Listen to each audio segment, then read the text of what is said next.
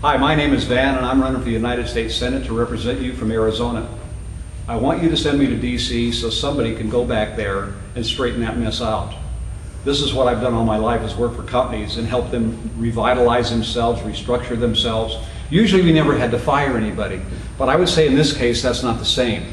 I believe in Washington, D.C., as in a lot of federal departments, we need to get rid of a lot of people. I've been doing some studying on issues. You know that early start program they have? Do you realize that after kids are in school for 1 year, they're no different than the other kids that didn't go to it? And that Head Start deal costs us $7 billion a year. And another thing, here's a fact. It's financed by the Health and Human Services Department, not by the Department of Education. Now, if it's a Head Start program to educate the kids, I would think it would come through Department of Education. Maybe we should be happy it doesn't, since the Department of Education has done a wonderful job in improving our educations anyway, and Health and Human Services hasn't done a whole lot better. But this is something left over from the Johnson administration with his great society of lifting all the poor people out of poverty. How's that worked for you? Really well, right? Johnson and his great idea. And guess where he funded this from? He funded this from our Social Security money. He took money out of Social Security, he unlocked the box, he got Congress to pass legislation. That's why Social Security is now almost broke. And another thing, this is what I love about this. All these guys go back there and say they're fiscal conservatives and you can trust them. They've been funding every budget since then with our money. Every congressman and representative and senator you've got back there passes budgets knowing the money's coming from Social Security. So what kind of fiscal conservative would do that to you? That's, what is it, taking from Peter to pay Paul? They've been taking from all of us to pay themselves. All the raises they get, all the benefits they get, all the games they play, all the money they spend came out of our Social Security. Doesn't make me real happy or confident that they can do a good job. There's so many things that we can change back there, but the first thing we have to change is how the party bosses control us. We have got to put people in office that care about us, not them. I don't have an 80-year plan. I don't want to be in Congress or the Senate for 80 years. I want to go back there one term, maybe two if I'm pushed, but that's it. I don't want to be a lifetime politician. I was a lifetime worker. My first job started when I was 9 years old. I don't want to work. I was going to retire until this mess started. And then people came to me and said, Van, do you think you'd run? Do you think we could get you to run for the Senate? And I said, well, yeah, I probably could, but let's talk about it. So we talked, we looked for other people. No one else would step up because they said the people that were running had all the money. Isn't that what we always settle for? The money. It's the money. It's always the money.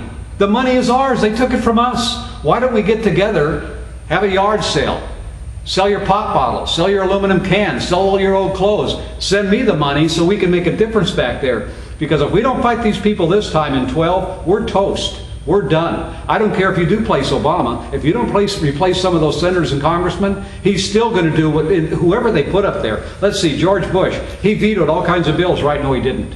Our debt went down while he was in the White House. No, it didn't. And I am a Republican, but he did not do us justly. He did not treat us fairly. He didn't do it. I don't care what anybody says. I don't dislike the man. I don't like how he put us in the hole. And I understand, well, we had a war. You know what? He should have made cuts. This federal government grew under him too, and it needs to shrink. And all these damn senators and congressmen need to shrink a little bit themselves. Their salaries need to be dictated by the states they work for, not by themselves. It should be a state resolution that gives them a raise or gives them benefits, not themselves. You can't have an employee telling you how much they earn. I've never worked for a business where I got to tell my boss, hey, guess what, George? I want to make this much money and you have to give it to me. Does that work for any of you? It's never worked for me, and I don't think it works for anybody.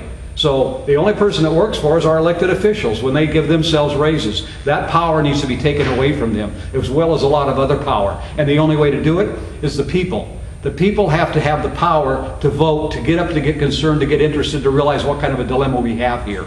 Until you get upset about what they're doing to us and all the lies, I don't call them promises anymore. They are out and out lies because these people go there knowing they're not going to do it. I've had resistance from people I've even helped get elected to even signing a petition of mine.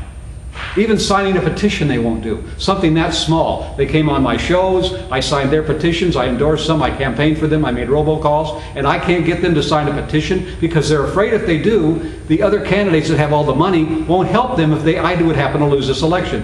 What kind of courage is that? What kind of leaders do we have that won't even put their name on a petition to get me on a ballot?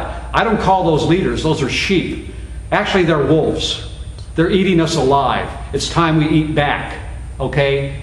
help me join my campaign, volunteer for my campaign, sign my commissions, sign my petitions, help us. We're not going to do this by ourselves. I've never thought I could. I need the help of Americans in this campaign. I don't care if you're 10 years old or 90, I need your help. Whether financially, getting petitions signed, making phone calls, operating computers, setting up systems, technology, whatever help you can give us, we can use. Because this is a true grassroots campaign. So join us now.